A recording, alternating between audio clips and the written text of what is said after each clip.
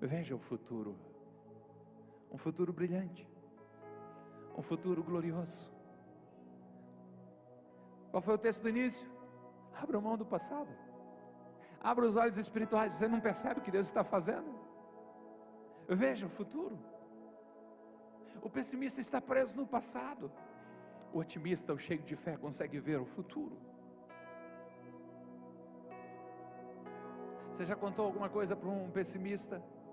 Você todo empolgado, contando os seus planos, e quando respira, às vezes nem terminou de contar, ele já joga um balde de água fria dizendo: eu te entendo, já pensei assim como você, mas infelizmente a vida não é assim tão simples como você acha.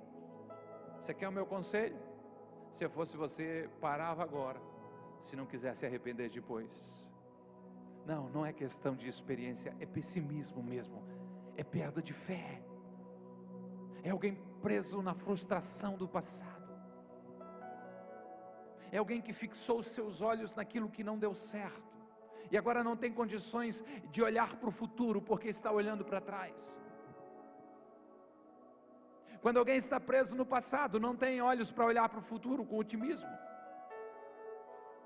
Nós estamos diante de um texto bíblico que nos mostra 10 pessimistas, 10 medrosos que contagiaram o povo de Israel.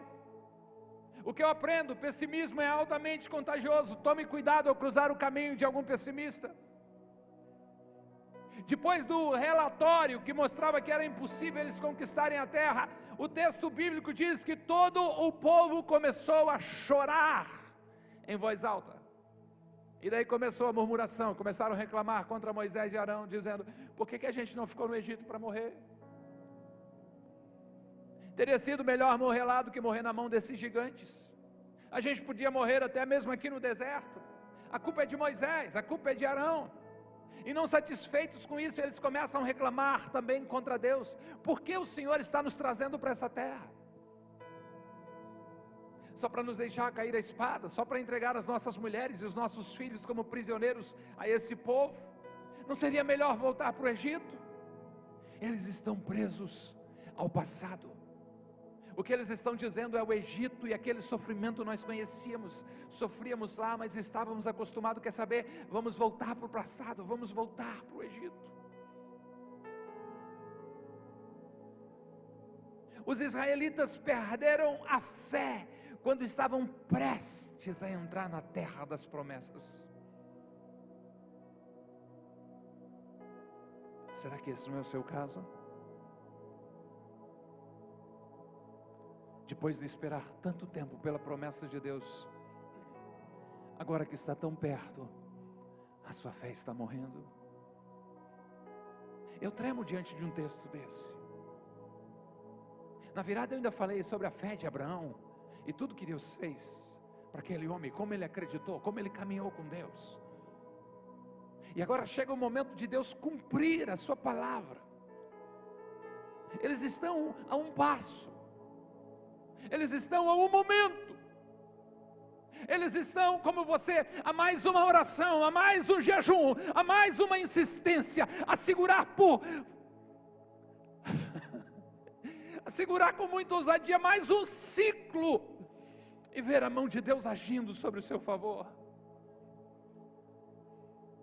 Eu sei, a fé não faz as coisas mais fáceis, mas sim nos leva a continuar agindo, sabendo que é possível. Deus cumprirá a sua promessa. Quem tem fé é otimista porque crê em Deus. Quem tem fé é otimista sobre o futuro porque sabe que Deus está lá, sabe que Deus vai cumprir as suas promessas.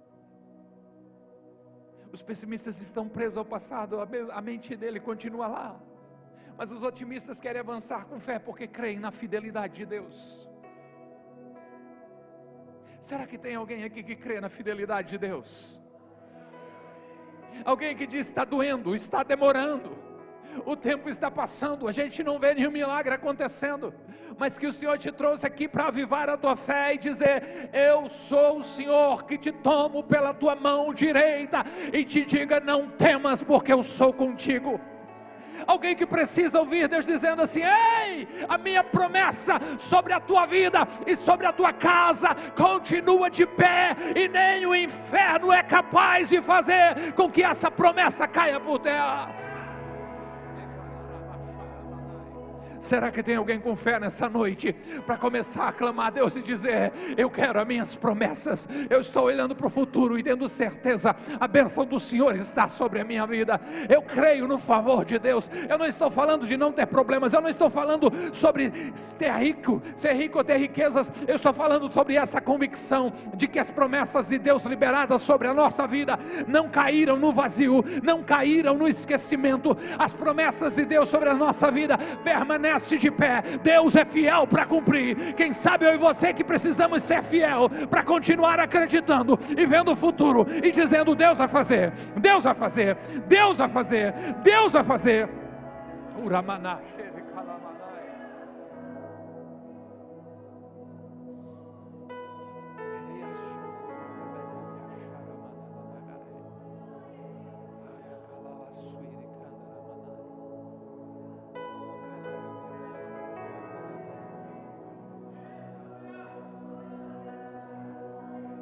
Levante as suas mãos e adore a Deus.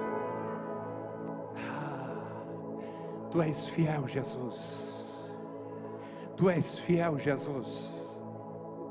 Eu creio que foi Samuel que no final da sua vida disse: nenhuma das boas promessas do Senhor se deixou de cumprir.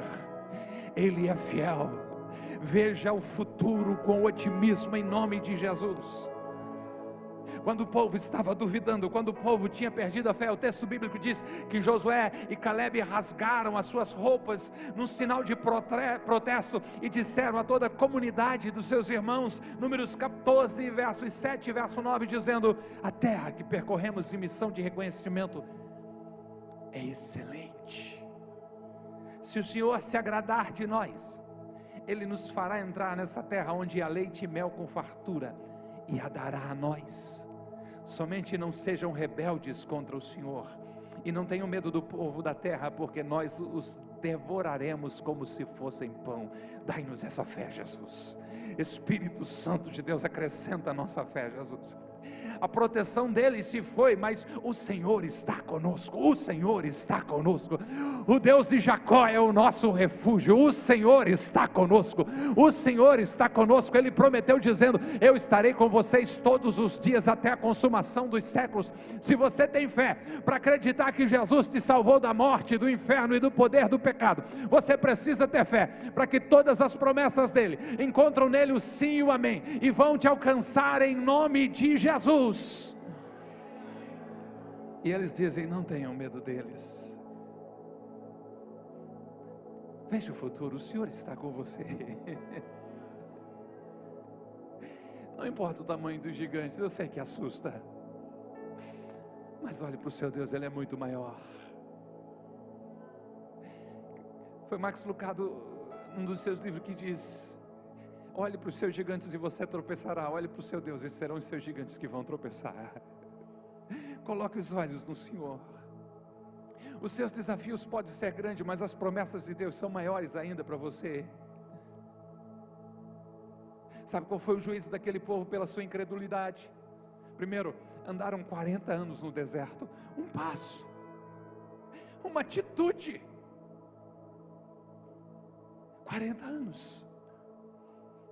E Deus disse: eu vou matar todo esse povo, todos maiores de 20 anos, que eram os que podiam ir à guerra, morreram no deserto, com exceção de 2. Quem eram? Josué e Caleb. Ei, tem cristão preso no deserto, porque não está acreditando nas promessas de Deus. Entenda isso. O castigo dos incrédulos é morrer no deserto, e a recompensa dos que creem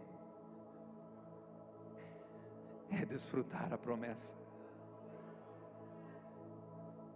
Aleluia. Abrace o otimismo. Veja o futuro glorioso que Deus tem para a sua vida. O maior inimigo do seu novo capítulo não é o seu gigante, mas possivelmente é a sua mente que se recusa a crer. Quando nós lemos, e foi a minha leitura hoje diária, cheguei em Josué 14, nós encontramos Caleb com 85 anos, quanto? 85 anos, dizendo: ei, eu sou tão forte hoje como no dia que Moisés me enviou, tenho tanto vigor para ir para a guerra agora como eu tinha naquela época. Quer saber? Me dê a região montanhosa que naquela ocasião o Senhor me prometeu. Na época você ficou sabendo que tinha gigante lá, e que viviam em cidades fortificadas, mas se o Senhor estiver comigo, eu os expulsarei de lá, como Ele prometeu. A recompensa dos que creem é desfrutar as promessas. Renove a sua mente pela palavra de Deus, em nome de Jesus. Receba a mente de Cristo, receba um acréscimo da sua fé, encha a sua mente com a palavra de Deus, com as promessas de Deus. Nós precisamos de uma cirurgia, nós precisamos de uma mudança de óculos. Espírito Santo de Deus, vem em nosso auxílio, em nosso socorro nessa noite, em nome de Jesus. Permita que a palavra de Deus e o Espírito Santo comecem a guiar você. O pastor e escritor John Maxwell, nesse livro incrível, já li algumas vezes, Você Faz a Diferença, conta a história de uma mulher apaixonada que logo que se casou quis acompanhar o marido, que estava acampado, se preparando para a guerra junto com os soldados norte-americanos no deserto do sul da Califórnia. O marido aconselhou ela a ir embora, voltar para a casa dos seus pais durante aquele período, ela ficaria melhor com a sua família. Mas a jovem recém-casada não quis se afastar do seu marido. A única acomodação que eles conseguiram encontrar foi uma cabana em uma situação muito precária, perto de uma aldeia de índios americanos. O lugar era muito simples, durante o dia temperaturas de às vezes até 46 graus Celsius. O vento tornava tudo mais difícil, soprava um vento quente que parecia que a porta do forno estava aberta, e a poeira tornava tudo pior. A apaixonada jovem, no passar dos dias, já não estava aguentando mais, até que seu esposo foi levado para um treinamento militar de 2 semanas, não voltando, não retornando para a cabana durante aqueles dias. Aquilo para ela foi demais, então ela escreve para sua mãe, dizendo que queria voltar para casa. Um tempo depois, ela recebe uma resposta. Sua mãe lhe disse: 2 homens olhavam através das grades de uma prisão. Um via a lama e o outro as estrelas. Ela leu aquela carta várias e várias vezes, até que tomou uma decisão de que ela procuraria as estrelas. Começou a fazer amizade com seus vizinhos, pediu que eles lhe ensinassem o artesanato. Quanto mais a mulher aprendia sobre a cultura e a história dos índios americanos, mais ela queria saber. Sua perspectiva começou a mudar, inclusive começando a escrever sobre as experiências ali. O que tinha mudado? Foi o deserto? Não, não foi, senhores e senhoras. Foram as pessoas que moravam próximo a ela naquele lugar? Não. Ela mudou, a sua perspectiva mudou, e consequentemente, seu ponto de vista, sua mentalidade interna. Tire os óculos do pessimismo, abandone a incredulidade, seja renovada na sua fé, em nome de Jesus.